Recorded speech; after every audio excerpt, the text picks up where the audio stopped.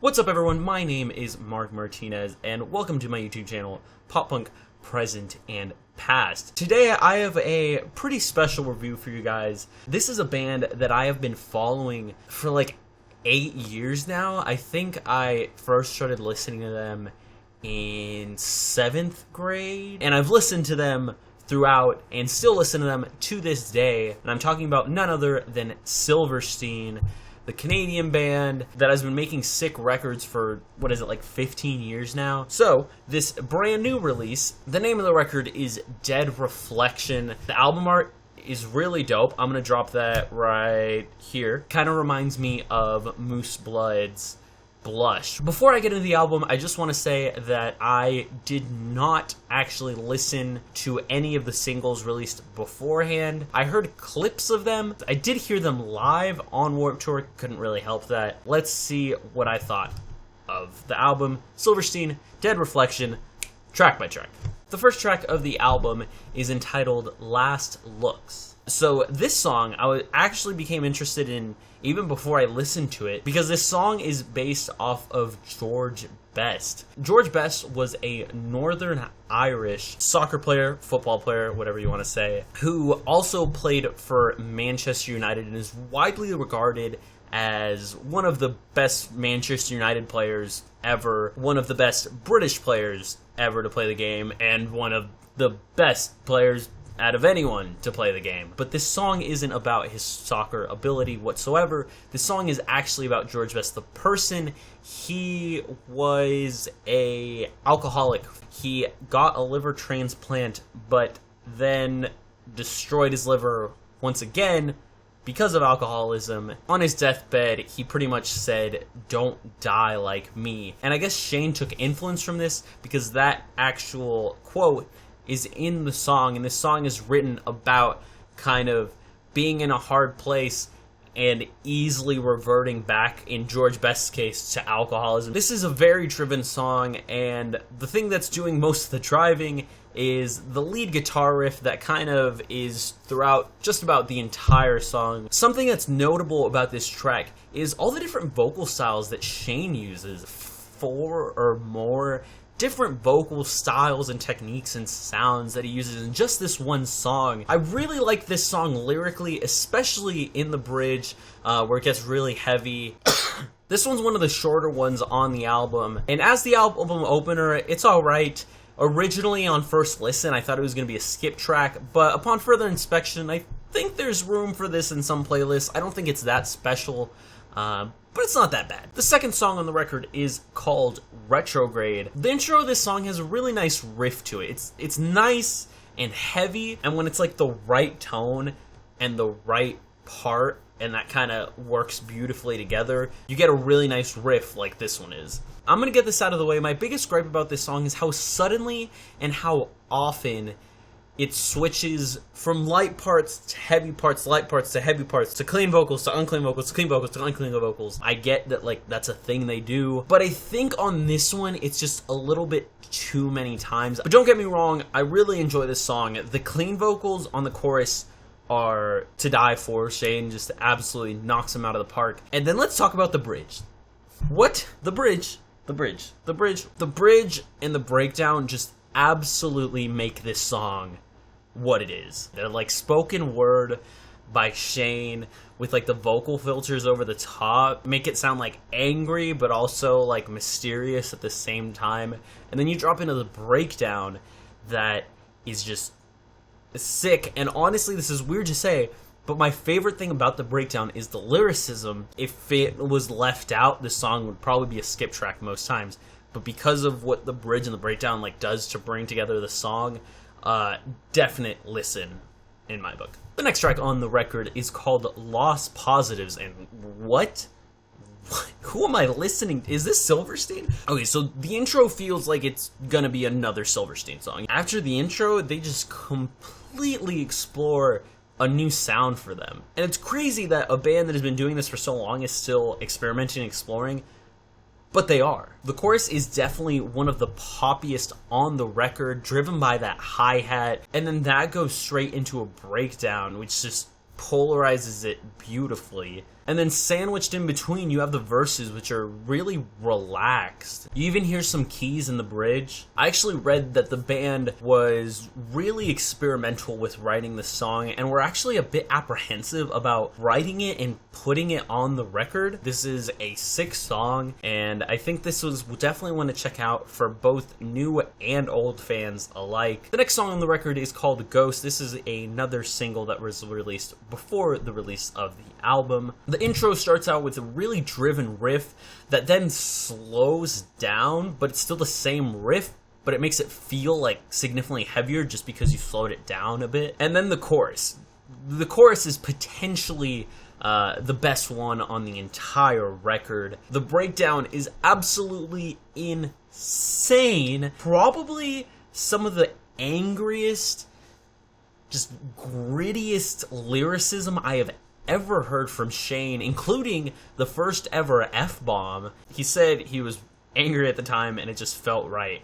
And it sounds right, and angry music is dope, and this song is sick. The next track on the record is called Aquamarine. Honestly, the intro in the very beginning of the song feels like some fucking new indie band from Portland. Besides a couple sections of the song, this really feels like something that could have been on Arrivals and Departures, one of the band's early records. Just the structure and the vocal lines and the direction in general that they took with this song definitely feels like something they were writing years and years ago. And then the breakdown is totally new Silverstein feeling. As a longtime fan, I can't let it go unappreciated. The next track on the record is called Mirror Box. By far my favorite section of this song is its chorus. Just the way Shane's clean vocals lay atop of the heavier instrumental work just contrasts it, but also just fits above beautifully. This is actually a rare situation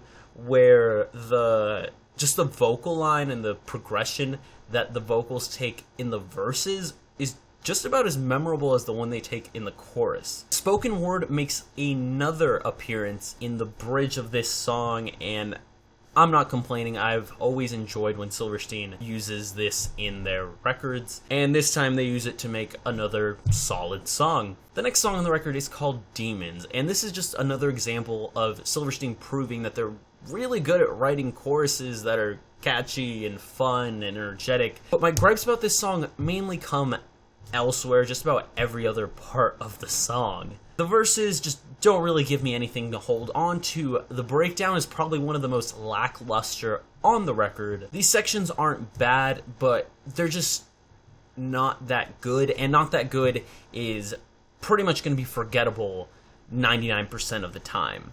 Also, lyrically, there's really nothing special here. Parts I do like of the track is the bridge after the breakdown is cool, and I also enjoy the outro of the track.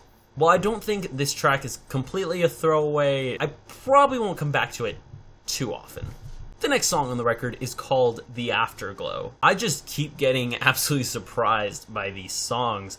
Just when it felt like Silverstein had been going in a heavier direction with their last couple albums, they just keep dropping these really poppy songs on this record. Of course, this still sounds like Silverstein, but I could totally see a modern pop-punk band writing this song. The vocal filter used here just absolutely make it sound like it could be a pop song, and there's even like this cool kind of toy piano in the bridge that I absolutely appreciate, but makes it sound poppier.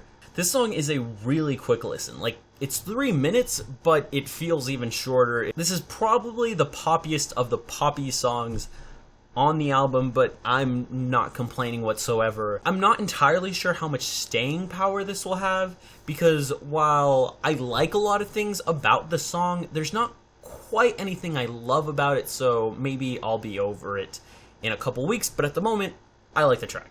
The next song on the record is called Cut and Run, and once again, they're jumping out with these intros just right off the bat. This one makes use of some distorted guitar and distorted drums, which is not something you see every day. This intro transitions into the guitar riff that drives the majority of the song, and this is probably the strangest feeling guitar riff on the entire record. Like, it's fast, but my brain takes it in and understands it as being slower than it actually is. So when the rest of the instruments come in, it like feels like it's off tempo, but it's not. I can't get used to it, and it's weird. This one's one of the shorter ones on the album, and that's probably a good thing. Like, I appreciate some of the experimentation they do here, but at the moment, I just can't get into this track. The next song on the record is called Secret Safe, and the thing that attracts me most about the beginning of this song is both the guitar line and the guitar tone and how those work in cohesion. My only problem is I was hoping this song was going to be quiet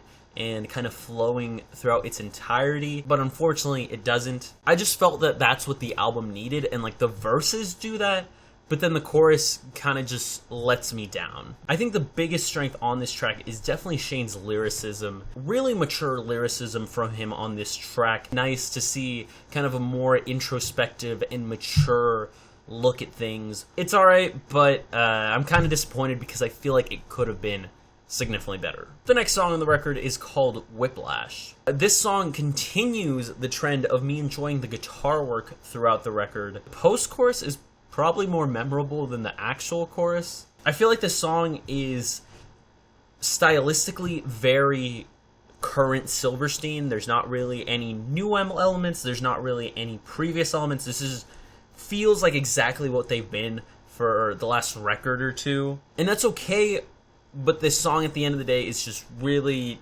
not that great, and there's nothing that appealing about it, and nothing that keeps me coming back for more, and this song just kind of falls flat for me.